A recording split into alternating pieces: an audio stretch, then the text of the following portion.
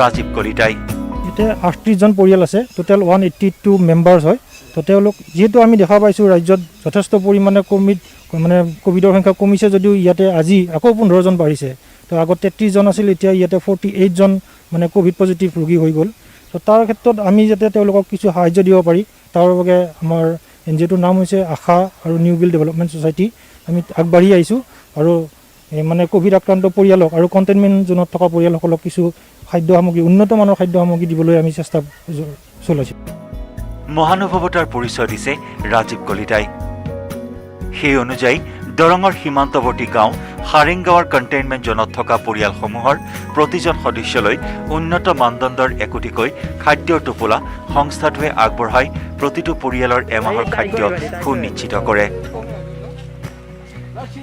গাঁওখনৰ কণ্টেইনমেণ্ট জোনত থকা 38টা পৰিয়ালক এমাহৰ খাদ্য সামগ্ৰী যোগান ধৰিছে।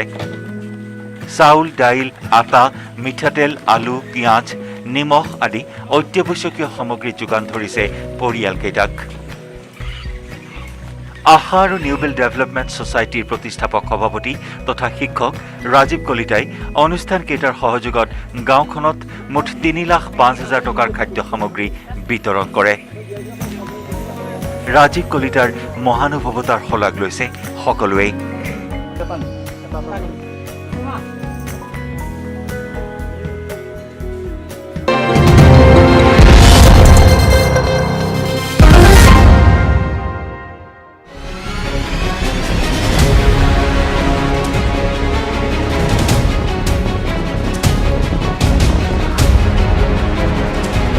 সাম্প্ৰতিক সময়ছোৱাত দেশৰ বিভিন্ন প্ৰান্তৰ লগতে অসমতো অব্যাহত আছে কোভিডৰ সন্ত্ৰাস। 2020 চনতে সমগ্ৰ বিশ্বতে বিয়পি পৰা এই মাৰাত্মক ভাইৰাছবিধৰ দ্বিতীয়টো ঢৌৱে বৰ্তমান সময়ত এক ভয়ানক পৰিৱেশৰ সৃষ্টি কৰিছে। পৰিস্থিতি এনে পৰ্যায় পাইছেগৈ যে এই ব্যাধিটোৰ কবলত পৰি লক্ষাধিক লোকে নিজৰ প্ৰাণ হেৰুৱাবলগীয়া হৈছে।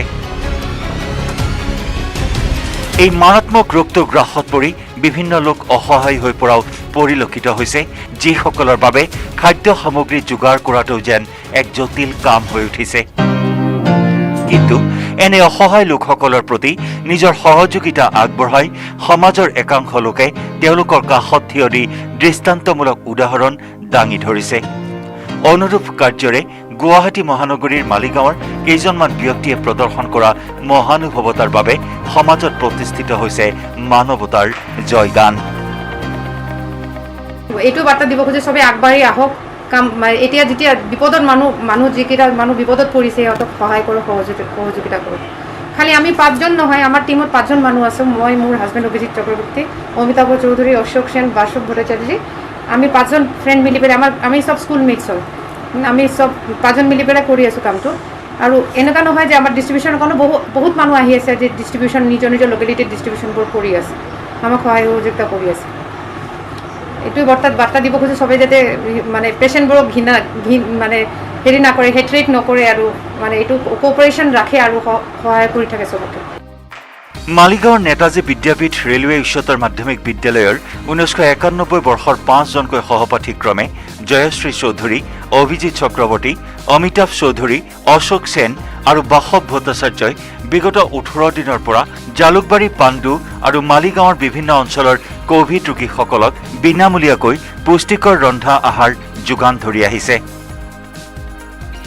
মন কৰিবলগীয়া কথা যে এগৰাকী কোভিড আক্ৰান্ত ঘনিষ্ঠ বান্ধৱীক সহায়েৰে আৰম্ভ হোৱা এই অভিযানটোক বিশেষ মাত্ৰা প্ৰদান কৰে এটা ফেচবুক পোষ্টে। কোভিড আক্ৰান্ত কোনো ব্যক্তিক ৰন্ধা আহাৰ প্ৰয়োজন হ'লে যোগাযোগৰ বাবে দিয়া ফেচবুক পোষ্টটোৱে প্ৰথম দিনাৰ পৰাই সঁহাৰি লাভ কৰিবলৈ সক্ষম হয়। কাৰ্যসূচীটো আমি এনেকুৱাকৈ ষ্টাৰ্ট কৰিলোঁ যে আমাৰ লগৰীয়া এজনৰ ঘৰত চবৰ কোভিড হৈছিলে, তাহাঁতক আমি কুকড ফুড ছাৰ্ভ কৰিলোঁ। তাৰপিছৰ পৰা আমি ভাবিলোঁ যে এইটো আমি আমাৰ লোকেলিটিত মানুহৰ কাৰণে কৰিব পাৰোঁ, সেইটো ভাবি পেলাই আমি কামটো আৰম্ভ কৰিলোঁ। এতিয়া আমি এভৰিডে ধৰক ফাৰ্ষ্ট ডে আমি 10টামান আমাৰ মানুহে কানেক্ট কৰিছিলে। 12 তাৰিখে আমি এটা ফেচবুক পোষ্ট দিছিলোঁ, তাৰপিছত 10জন মানুহে আমাক কমিউনিকেট কৰিছিলে। ফাৰ্ষ্ট ডে 13 তাৰিখে আমি 10জনক ছাৰ্ভ কৰিলোঁ। তাৰপিছৰ পৰা নিয়াৰ এবাউট 60 to 80 এনেকুৱাকৈ চলি আছে আমাৰ ছাৰ্ভিচ। আৰু 13 তাৰিখৰ পৰা আৰম্ভ হৈছে আমাৰ ছাৰ্ভিচটো, আৰম্ভ হৈছে 13 তাৰিখৰ পৰা। এতিয়ালৈকে মোটামুটি 80 মান এৰাউণ্ড 60 to 80 মান আমাৰ গৈ আছে এভাৰেজ পাৰ ডে দৈনিক 80 জনতকৈ অধিক লোকৰ আহাৰ ৰন্ধাৰ লগতে সেইসমূহ তেওঁলোকৰ ঘৰে ঘৰে গৈ প্ৰদান কৰে এইসকল লোকে মানৱতাৰ মহান নিদৰ্শনেৰে এতিয়ালৈকে 1200ৰো অধিক লোকক বিনামূলীয়া পুষ্টিকৰ ৰন্ধা আহাৰ যোগান ধৰা এই বন্ধু গোটক কামৰূপ মহানগৰ জিলা উপায়ুক্তই সান্ধ্য আইনৰ মাজতো খাদ্য যোগানৰ বাবে বিশেষ অনুমতি প্ৰদান কৰিছে উপায়ুক্তগৰাকীৰ এই সহযোগিতাৰ বাবে তেওঁলোকে নিউজ 18ৰ জৰিয়তে কৃতজ্ঞতা জ্ঞাপন কৰাৰ লগতে এই অভিযানত সহায় আগবঢ়োৱা ব্যক্তিসকলকো বিশেষভাৱে ধন্যবাদ জনায় মালিগাঁৱৰ এই বন্ধু গোটৰ কাৰ্যই প্ৰমাণ কৰিলে যে অসহায় লোকৰ কাষত থিয় দিবলৈ কোনো দল সংগঠনৰ বেনাৰৰ প্ৰয়োজন নহয় প্ৰয়োজন হয় কেৱল ঐক্যবদ্ধ প্ৰচেষ্টা সৎ সাহস আৰু মানৱ সেৱাৰ মহান উদ্দেশ্যৰ নেতাজী বিদ্যাপীঠৰ প্ৰাক্তন ছাত্ৰ ছাত্ৰীৰ এই গোটটোৰ মহানুভৱতাই পুনৰবাৰ প্ৰতিষ্ঠা কৰিলে মানৱতাৰ দৃষ্টান্তমূলক উদাহৰণ যি সমাজৰ 10 জন ব্যক্তিৰ বাবে হৈ উঠিছে আদৰ্শৰ প্ৰতীক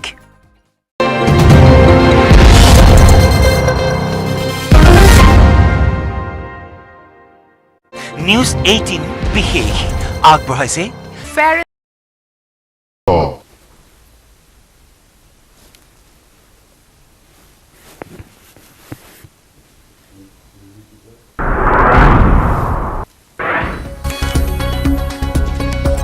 অসমত অব্যাহত মহামাৰী কৰোনাৰ সংহাৰ একেদিনাই কৰোনাই প্ৰাণ কাঢ়িলে 65 জনৰ সোমবাৰৰ দিনটো নতুনকৈ আক্ৰান্ত 4348 গৰাকী লোক কামৰূপ মহানগৰত আক্ৰান্তৰ সংখ্যা 384 জন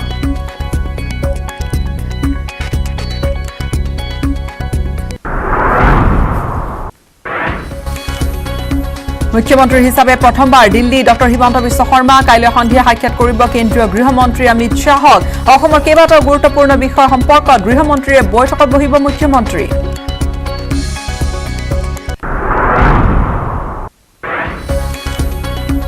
মেঘালয়ৰ কয়লা খনিত অসমৰ 6 শ্ৰমিকৰ মৃত্যু পূব জয়ন্তীয়া পাহাৰৰ কয়লা খনিত অঘটন মৃত শ্ৰমিকসকলৰ ঘৰ বকো বৰপেটা আৰু শিলচৰত মৃতদেহ উদ্ধাৰৰ বাবে প্ৰয়োজন হ'ব কমেও 2 দিনৰ সময়ৰ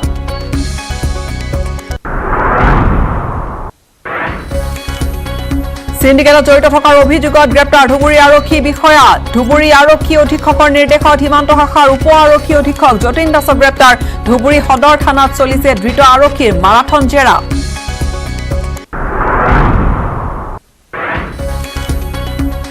আইবা এছিয়ান বক্সিংত অসমৰ শিৱ থাপাৰ চমক দুবাৰ এছিয়ান বক্সিং চেম্পিয়নশ্বিপত ৰূপৰ পদক অৰ্জন অসম সন্তান শিৱ থাপাৰ 10 বছৰত একেৰাহে 5খন আইবা এছিয়ান বক্সিংত পদক অৰ্জন কৰি নতুন ইতিহাস ৰচনা শিৱ থাপাৰ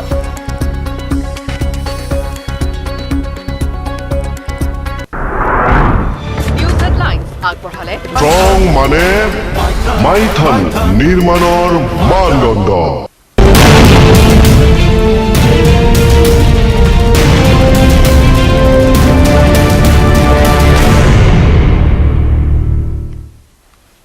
নমস্কাৰ স্বাগতম জনাইছো আপুনি চাই আছে ফাইনেল ৰিপৰ্ট ষ্টুডিঅ'ত মই গীতাশ্ৰী প্ৰথমে এটা ভাল খবৰ জনাম আইবা এছিয়ান বক্সিং চেম্পিয়নশ্বিপত অসমৰ শিৱ থাপা উজলি উঠিছে পুনৰবাৰ ডুবাইত অনুষ্ঠিত এছিয়ান বক্সিং চেম্পিয়নশ্বিপত ৰূপৰ পদক জিনিছে অসম সন্তান শিৱ থাপাই প্ৰতিযোগিতাৰ 64 কিলোগ্ৰাম শাখাৰ ফাইনেলত অংশগ্ৰহণ কৰি মংগোলিয়ান খেলুৱৈ বাটাৰচুক সিনজুৰিগৰ হাতত পৰাস্ত হৈছে শিৱ থাপা অৰ্জন কৰিছে ইয়াৰ লগে লগে ৰূপৰ পদক আনহাতে 10 বছৰত একেৰাহে 5খনকৈ আইবা এছিয়ান বক্সিংত পদক অৰ্জন কৰি নতুন ইতিহাস ৰচনা কৰিছে অসমৰ গৌৰৱ অসম তাৰকা বক্সাৰ শিৱ থাপাই এনে সন্মান লাভ কৰা এছিয়া মহাদেশৰ একমাত্ৰ খেলুৱৈ হিচাপে পৰিগণিত হৈছে অসমৰ শিৱ থাপা উল্লেখযোগ্য যে 2013 চনত এই প্ৰতিযোগিতাত স্বৰ্ণ পদক অৰ্জন কৰিছিল শিৱ থাপাই এছিয়ান বক্সিং চেম্পিয়নশ্বিপত শিৱ থাপাৰ পদক 2013 চনত স্বৰ্ণ পদক আছিল 2015 চনত ব্ৰঞ্জৰ পদক লাভ কৰিছিল 17 চনত ৰূপৰ পদক অৰ্জন কৰে আৰু 19 চনত অৰ্জন কৰে ব্ৰঞ্জৰ পদক আৰু ইফালে 2021ত ৰূপৰ পদক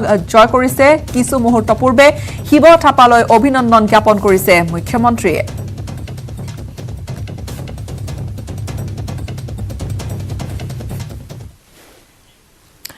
পৰৱৰ্তী খবৰ অসমত অব্যাহত আছে কোভিডৰ সংহাৰ আৰু একেদিনাই কৰোনাই প্ৰাণ কাঢ়িছে 65 জনকৈ লোকৰ সোমবাৰৰ দিনটোত নতুনকৈ আক্ৰান্ত হৈছে 4348 গৰাকী লোক ইয়াৰে কামৰূপ মহানগৰ জিলাত আক্ৰান্ত হৈছে 384 জন কামৰূপ মহানগৰৰ বাবে নিশ্চিত ৰূপত কামৰূপ মেট্ৰৰ বাবে এটা কিছু আশা ৰেঙনি যে 384 জন লোকৰ সৈতে কিছু কমিছে আক্ৰান্ত সংখ্যা কিন্তু ৰাজ্যৰ সামগ্ৰীৰূপে কৰোনাত আক্ৰান্তৰ হাৰ হৈছে 3.90% আৰু কৰোনাত আৰোগ্য লাভ কৰা লোকৰ সংখ্যা বা আৰোগ্যৰ হাৰ হৈছে 86.28%।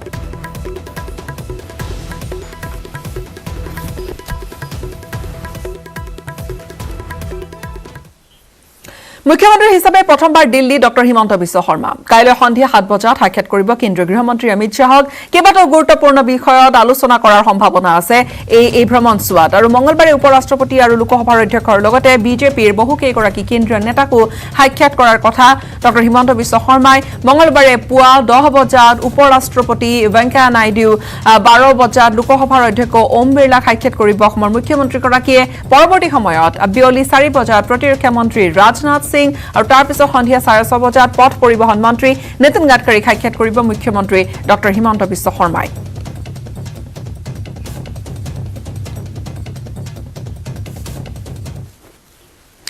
মেঘালয়ৰ কয়লা খনিত এটা অঘটন ঘটিছে অসমৰ 6জনকৈ শ্ৰমিকে মৃত্যুক আঁকোৱালি লৈছে মেঘালয়ৰ কয়লা খনিত পূব জয়ন্তীয়া পাহাৰৰ কয়লা খনিত এই অঘটন ঘটিছে কয়লা খনি 500 ফুট তলত আবদ্ধ হৈ আছে এতিয়া মৃতদেহকেইটা মৃত শ্ৰমিকসকলৰ ভিতৰত বকৰ আব্দুল কৰিম বৰপেটাৰ আব্দুল কালাম ত্ৰিপুৰাৰ শ্যামচৰণ দেৱ বাৰ্মা শিলচৰৰ 2জনকৈ শ্ৰমিকো আছে আৰু ঘটনাৰ পাছতো চৰ্দাৰ নাজিম আলীয়ে গুৰুত্ব নিদিয়াৰ অভিযোগ উত্থাপন হৈছে মৃতদেহ উদ্ধাৰৰ বাবে প্ৰয়োজন হ'ব কমেও 2 দিনৰ সময়ৰ।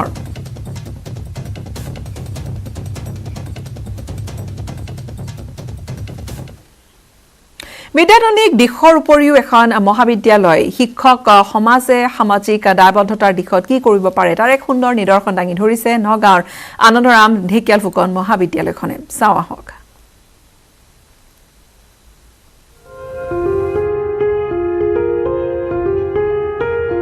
শিক্ষক সমাজৰ পিতৃস্বৰূপ শিক্ষকে সমাজৰ বাবে কৰিব পাৰে বহু আদৰ্শনীয় কাম আৰু সেয়াই যেন কৰি দেখুৱাইছে নগাঁৱৰ আনন্দৰাম ঢেকিয়াল ফুকন মহাবিদ্যালয়ৰ অধ্যক্ষ তথা শিক্ষক সমাজে।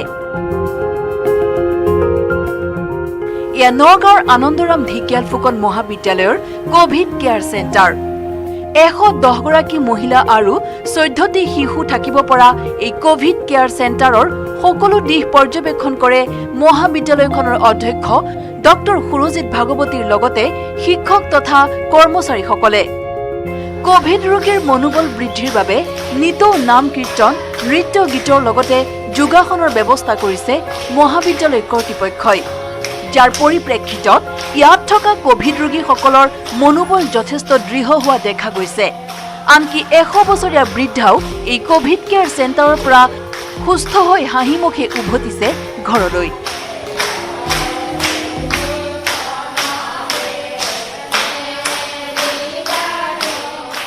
কৰোণা চিকিৎসা কৰিলে ভাল হ'ল সাদিন থাকিলোঁ সাদিন ৰাতিপুৱা 7টাতে উঠো নেকি 7টাতে উঠো ৰাতিপুৱা আকৌ চাহ বিস্কুট দিয়ে আকৌ পাছত ৰুটি ভাজি দিয়ে এই মাছ মাংস চব পনীৰ চনীৰ চব দিছে।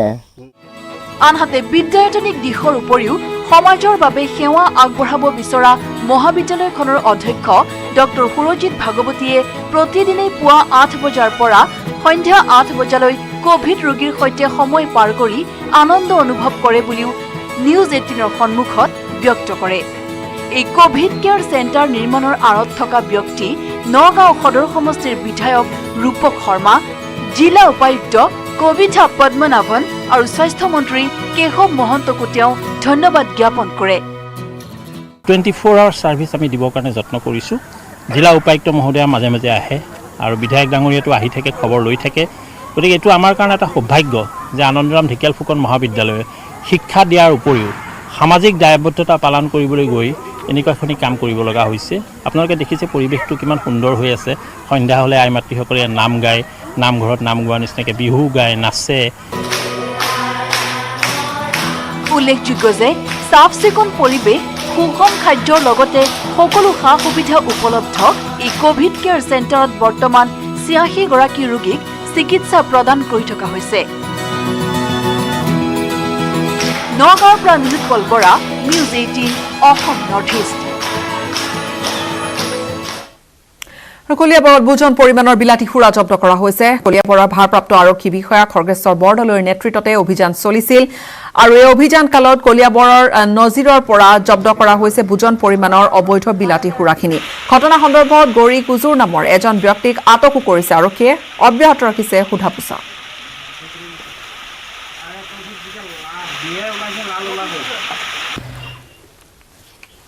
ইফালে তামোলপুৰৰ খবৰ, তামোলপুৰৰ কুমাৰীকটাত জব্দ কৰা হৈছে বেগ ভৰ্তি গাঞ্জা। কুমাৰীকাটা আৰক্ষীয়ে জব্দ কৰিছে গাঞ্জাখিনি। কুমাৰীকাটা আৰক্ষী চকীৰ ভাৰপ্ৰাপ্ত বিষয়া নীলাৱজ্যোতি নাথে গোপন সূত্ৰৰ পম খেদি চলাইছিল এক অভিযান আৰু এই অভিযানৰ অন্তত জব্দ কৰা হয় 9 কিলোগ্ৰাম ওজনৰ এই গাঞ্জাখিনি। ওদালগুৰি জিলাৰ ৰৌতাৰ পৰা কুমাৰীকাটালৈ এখন নাম্বাৰ প্লেট বিহীন মটৰচাইকেলেৰে আহি থকা অৱস্থাত কুমাৰীকাটাত গাঞ্জাসহ আৰক্ষীয়ে আটক কৰিছে এম্ব্ৰুছ নাৰ্জাৰী নামৰ এজন যুৱকক।